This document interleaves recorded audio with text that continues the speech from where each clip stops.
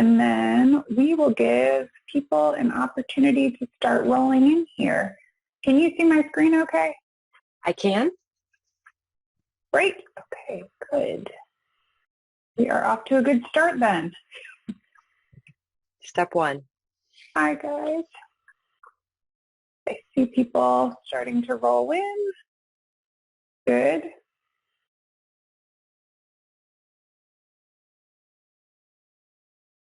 All right.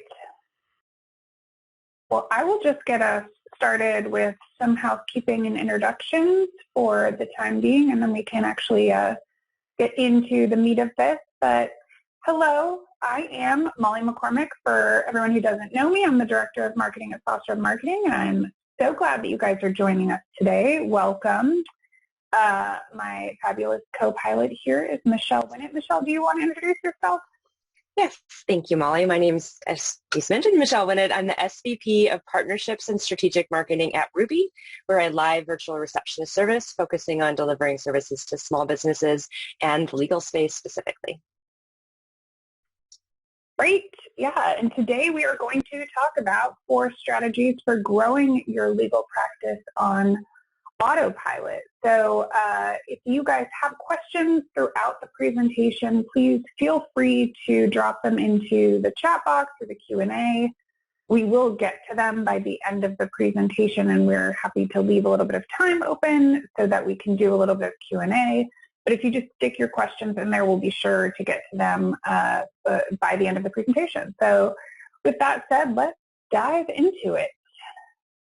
So today, we are talking about 4 strategies for growing your practice on Autopilot, and that starts really with a website that is built to generate leads consistently. So we're going to cover some of the foundational stuff you need for that, and this is really meant to help you create the sort of stuff that keeps building authority and tells search engines and users that your website has the information that you're looking for. So if you are running pay-per-click ads or you're doing some sort of promotion to drive traffic to your site, this is not only going to make your advertisements more effective, but you'll also still have that organic momentum going so that when you turn off your promotions or pay-per-click ads, you're not relying on that for all of your leads. You've still got organic leads coming in.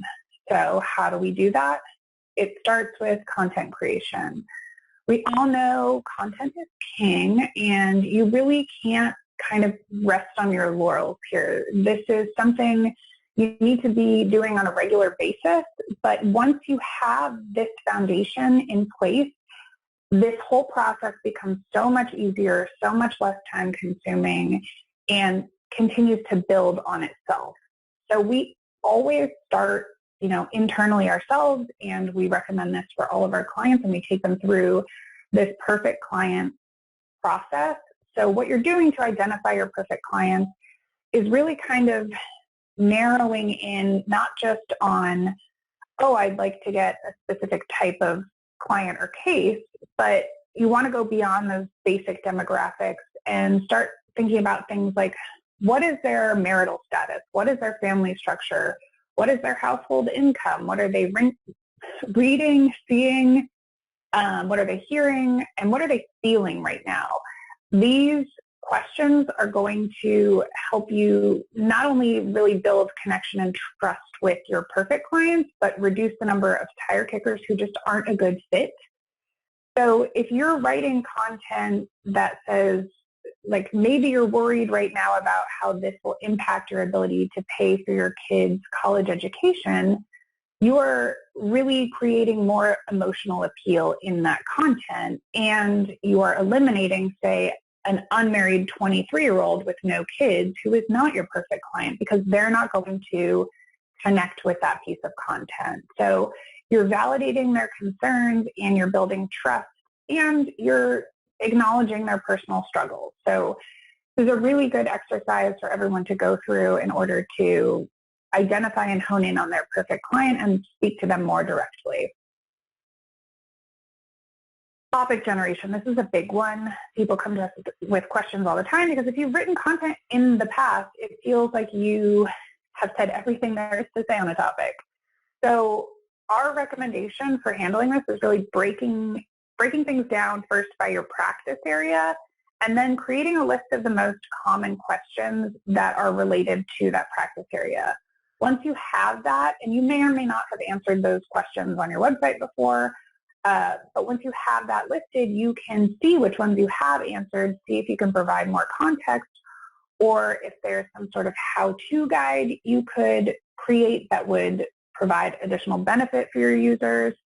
And you can really kind of hone in on not just the frequently asked questions, but the should ask questions. So if you have a piece of content that is, what is the difference between a will and a trust, you might then create a should ask question, like, how do I select a trustee? Because many people are not going to understand the amount of work and kind of legal exposure that this opens them up to. So this is a really good way to start generating new topics, new ways to approach the same thing. So as you go through this, you're now going to have frequently asked questions, should ask questions. You could provide lists of industry definitions, because there's a lot of terms that layman people may not understand, and then you'll have those how-to guides, and then any related topics. And if you're doing this per practice area, that's a ton to work with. So we recommend kind of briefly outlining each topic you come up with, like the example we have here, and this is going to make it a lot easier on yourself to write in the long run when you've kind of narrowed it down like this. And a big question we get a lot is, how long should my content be? There's a lot of debate right now over length of content, and there's not really a right word count for this, which I think is a very unsatisfying answer, unfortunately, for most people. You don't want thin content. The point here is to satisfy the reader. So you want to give them a thorough and helpful, well-written answer to their question, but you don't need to just kind of stuff your content with more words to fill it out. We recommend aiming for at least 700 words, but again, answer the question thoughtfully, helpfully, and you're going to get more benefit out of that. I will mention that we recently saw some evidence that shorter content has been taking a hit with Google does core updates all the time. They're doing them frequently, but they kind of release them once a year. On May 26th, they released a core update, and we have noticed a little bit of fluctuation with people who have shorter pieces of content. So one recommendation might be taking 2 short but really good pieces of content and combining them into one lengthier piece of content.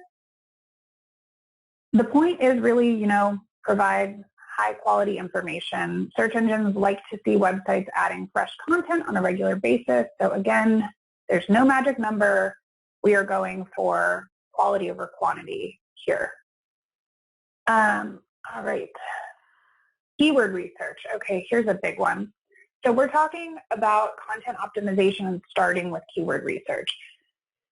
We always like to say creating the content is 80% of the work, and SEO is kind of your last 20%. So I personally recommend adding your keywords after you've written the piece of content. It helps to kind of let them naturally find their way into the piece of content rather than writing with that word in mind, so you don't end up with this kind of forced, uncomfortable, overdone, and unnatural piece of content because you are just trying to include, open container laws in every other sentence.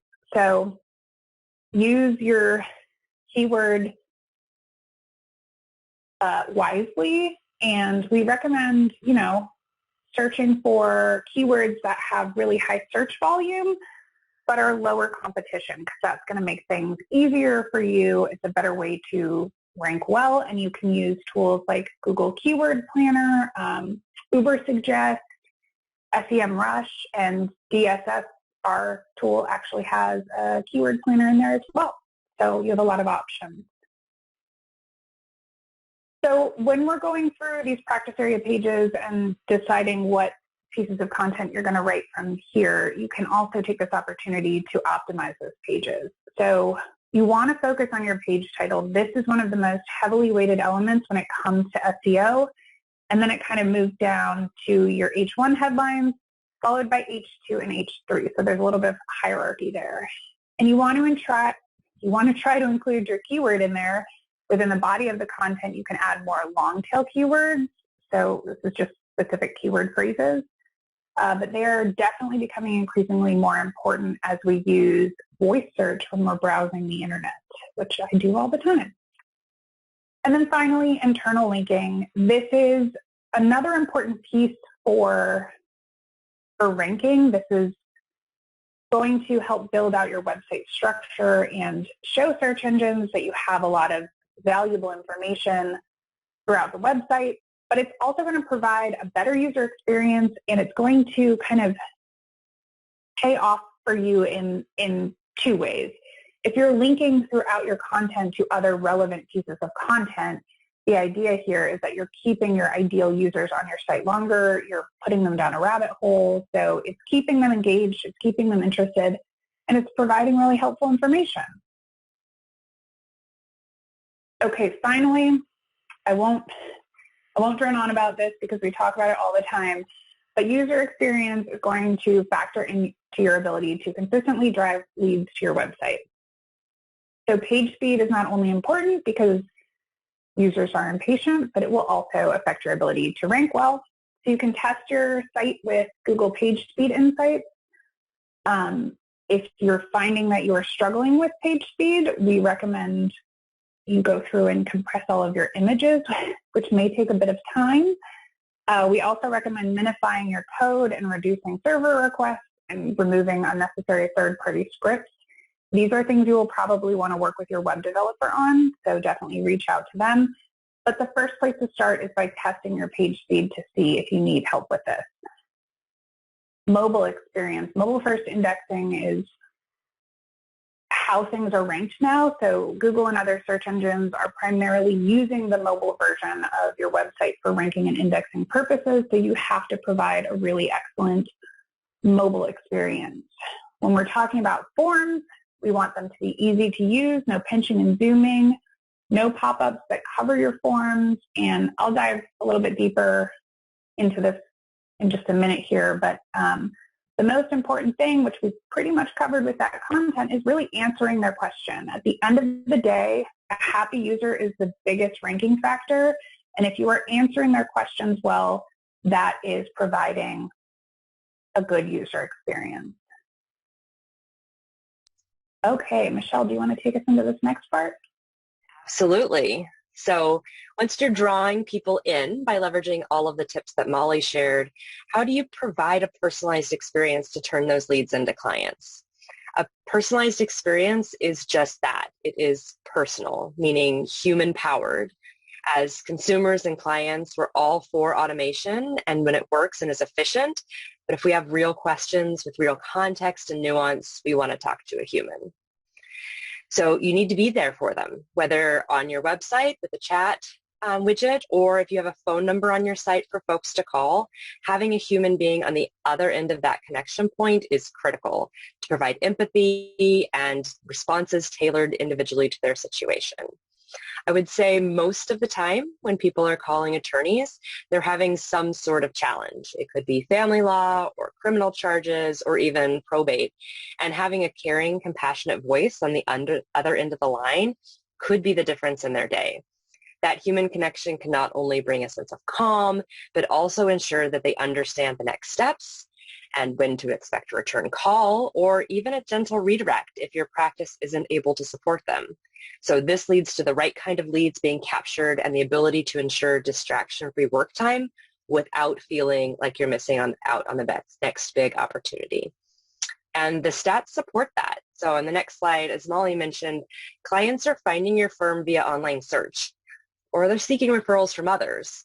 And according to Clio's Legal Trends report, 44% of clients believe they need to shop around and talk to more than one attorney before committing. But actually 42% of clients say that if they like the first attorney they speak with, they won't need to speak with others. It's a hard, difficult conversation. If they've told their story, they want to just keep with the person who initially heard their story and provided that level of empathy. So that tells us that first impressions really matter. Providing an exceptional client experience from that very first hello can be the difference between earning a new client and sending them into the arms of another attorney. So how can you capture a client's interest in that critical initial interaction beyond just being personable? Timeliness. 82% of clients agree that timeliness is important to them. You fill out a form, you get somebody responding right away, or if they're actually calling, somebody's answering. You send a chat message, somebody's responding. That responsiveness is another element. 81% want a response to each question they ask. I joke sometimes when I ask my partner something, if I ask him 5 questions, he's going to answer the first 1, maybe 2, right? That's not what we expect when we're talking to attorneys or doing business. We want each bullet point addressed. 80% say it's important to have a clear understanding of how to proceed. This is often foreign territory to folks. They didn't go to law school themselves. They're not sure what's going to happen next. And they also have no idea how much it's going to cost. So 76% report they really want a clear estimate of, or at least a sense of how much this could potentially cost them. And 74% actually want that full process for their case. And tone is important too. They want somebody who's competent, but they want somebody that they can talk to and is friendly. And that is something that you can really deliver with a human.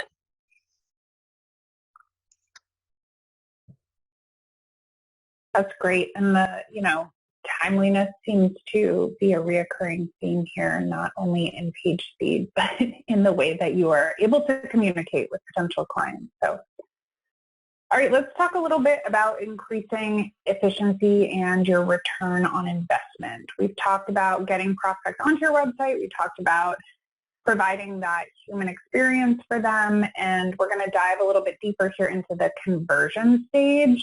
So this is really about ensuring that your lead is not only becoming a client, but becomes the kind of client who is going to refer other cases to you, who is going to leave a positive review, who is going to become a loyal advocate for your practice. It's going to reduce your cost of acquisition with each new client, and it's going to make your marketing more effective. So how do we do that? Starting with the conversion element. So in addition to your live chats and calls, what other conversion opportunities are you providing on your website for your users? Contact forms are great, but you want to cover every single base here and make sure there is a system for each. Free book offers or gated content, these are both great ways to capture leads who might be, on either side of the lead fence. So they might be really ready to become a client and they're just doing their due diligence to learn everything they can while they're about to start this process with you, or they might be not entirely sure that this is right for them, but they want more information to inform their decision. So you've got two entirely different users right there that you are providing an excellent experience for both of them and giving them the information and empowering them with stuff that they might use to help guide their decision. Hopefully they are using that to help guide their decision. You're building that trust before the relationship even really starts, and you're offering the peace of mind by explaining the whole thing to them. So we strongly encourage you to use these kind of gated pieces of content, these lead magnets all over your site, and then provide the system for each. And we'll talk a little bit about that in just a second here. But when it comes to form experience, this again is, another user experience element, but it's the kind of thing that can make or break someone's overall experience with you. When you're creating these conversion elements, what is that form experience like? So I don't know if you've ever tried to fill out a form and you've clicked into the form field and then the little label goes away and you don't know what information you're supposed to put there. It sounds like a little nit, but it can be so irritating for somebody who is especially in like a heightened emotional state because they're stressed out about a case that they're, dealing with, or they don't know where to turn. So just providing like little tags above the form field or indicators that help them understand like this is the information I'm supposed to input. it can be really annoying, it can be really frustrating, but it can also set the tone for kind of the rest of the relationship if they're having a bad experience or if they're having a good experience. So what does the thank you page say? This is another big one. Michelle was just talking about setting expectations. They want to know what the process looks like. If the thank you page does not tell them what the next steps are or what they can expect from the situation, then they're going to feel frustrated. They're going to have a negative outcome. And you want to make the whole experience smooth and easy from the get-go, and this is how you get those raving reviews and really, really happy, positive clients. So start it on the right foot, because if you're starting it on the wrong foot, any other minor inconvenience is going to kind of reinforce that negative experience. So follow-up campaigns. This is where we start talking about the systems. Michelle talked about, the human element once that lead converts and gets on the phone or gets connected via chat. But there should be follow-up campaigns and automation involved in some of this stuff as well. Setting your clear expectations about next steps. Again, we're reiterating that. It takes about 7 touch points for a person to make a buying decision on average. That doesn't necessarily directly translate immediately to attorneys, but it's telling us something here. If it's taking 7 touch points for someone to make a purchase, it's probably taking a number of touch points for somebody to feel like, okay, I am ready to take that next step. Unless they get on the phone with you and they have a really great experience the first time and then they're ready immediately. But this is helping you kind of automate that process for them, especially if it's somebody who's not sure that they really want to hire an attorney or that they have a case to bring to in the first place. Segmenting those leads to determine what action to take is going to make your life easier. It's going to make things more pleasant for them, and it's going to allow you to deliver more relevant content right away. And then finally, we need to measure and analyze everything that we do and find the marketing activities that are working best to amplify them. This is, again, going to help increase your efficiency and improve the return on your investment. If you have a bunch of really well-qualified leads who are turning into cases because of one free book download, how can you get more people downloading that book that would be qualified who are going to become a client? This is how you create systems to improve your return on investment long-term, and you get more out of what you're currently doing. Oh, great. And you can also get more out of the tools you're using, which Michelle is going to talk about. Exactly. Speaking of efficiency, getting more out of the tools you're using, it's all about doing more with less. So adding to limited hours, increasingly long days, fractured demands, deciding how to allocate time can be a challenge for any attorney. Just this discussion is proof point, but you're balancing marketing and business development and administrative work, existing cases, incoming calls, court dates, a pandemic. Any other interruption can quickly lead to a bloated schedule. So it's no wonder that 76% of attorneys feel overworked, and nearly as many report working outside of regular business hours to keep everything afloat.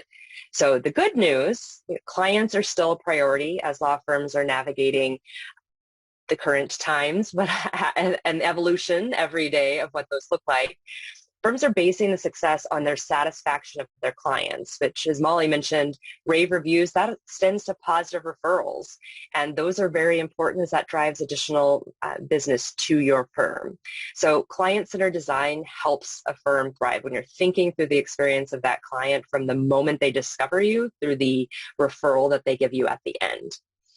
The bad news, finding the time to invest in delivering a great experience is problematic when you're already feeling overworked. In fact, attorneys across the United States only average 2.5 billable hours daily. And that was in 2019. I'm sure the numbers have increased because that was before COVID hit, right? And if just as a law of numbers here, 2.5 billable hours is exactly as insignificant as it sounds. Dropping from 5.5 billable hours to 2.5 hours can greatly impact the annual revenue of a firm. For every billable hour an attorney is able to reclaim, depending on your rates, right? Your income could jump around $67,000. It's not an insignificant amount of time when you break it down to just how many billable hours you're able to just eke out of a day. Getting those additional hours can be the difference between flourishing and thriving, growing your firm, or a stagnant, just getting by practice. Which is why on the next slide, it's even more critical that you're ensuring you're able to get the most value out of the tools that you have already implemented in your business. If you're creating content and investing and driving visitor traffic to your website or calls to your firm, you want to maximize that investment, and you want to be able to maximize the tools you're using to generate that work. So the tools that you should be using should be able to provide you insights. So are these the right type of potential new clients that are contacting you? Or are you getting a bunch of calls, as Molly mentioned at the top of this, that are just not the right fit? They're younger demographic than what you're trying to focus on. So that's a sign that you're going to be able to need to tweak your messaging, like getting those insights and be able to just put the right kind of energy into your business. And then efficacy. So in the sense of Ruby as well, can you use time of day traffic patterns, right? Or using Google Analytics to see what times are people hitting your website, what times are people calling, and to know, is that timed with a new ad you're promoting? Is that working well? Is that being effective? And then ultimately, it's all about efficiency and time in your day, right? Are you using the tools that can work together? They're compatible with each other. And are you integrating your demand generation activities into your daily workflow? Lots of solutions that are geared towards attorneys do integrate with practice management software. Foster Web Marketing and Ruby both, right? Integrating with Clio or MyCase or Rocket Matter, those tools that you're using to operate your business should be integrate with the other tools that you're using to help grow it. So all of these things can help you validate whether or not the investment you're making in your business is growing, is as automated as possible, which is the point of our discussion today. Again, if you happen to use Ruby already, you can do all of these integrations, and seeing these efficiencies and efficacy. And if not, if you're interested, there is, just as a sponsor of this website or of this webinar, Ruby does provide, again, live virtual reception and chat services. All of the things that I talked about, the human-powered, the connection, the getting you time back in your day and be able to track that and work and collaborate with your other tools like Foster Web Marketing are available. You can experience that by going to ruby.com, and as a partner of Foster Web Marketing, you can get $150 off your first full month. But always just happy to have a conversation and talk about how we can help support small businesses and attorneys and being able to navigate the next step of the 2020s and what that looks like. That's great. Thank you so much, Michelle. And I just wanted to kind of, reiterate the importance of time, as you mentioned. We entered this webinar talking about these 4 strategies to growing your legal practice on autopilot, and none of this sounds very autopilot-y. It all sounds like a lot of upfront work, but the goal here is that you are laying the kind of foundation to get yourself out of the weeds so that you're not having to deal with all of this stuff on a regular basis, and you've got systems in place, you've got processes in place, you've got automation and integrations in place that make things move a lot easier, and stuff is happening, behind the scenes so that you can focus on billable hours. You can focus on being an attorney and know that you have all of the other stuff working on a system, and you don't have to interrupt your day and stop your billable hours to correct things on a regular basis. So yeah, this is great, and I would strongly encourage, SWM, if you don't have Ruby, take advantage of that offer. But if you guys have questions for us, feel free, you can reach out. I put our email addresses here. So we're happy to answer questions. We're happy to connect over anything related or give more context if you need it. But other than that, thank you guys so much for joining us. It was great to have you, Michelle. Thank you so much, Molly. Really great insights and great conversation. Appreciate working with you. Yeah, absolutely. All right. Thanks, guys. Everyone, have a great day. We will see you next time. Bye.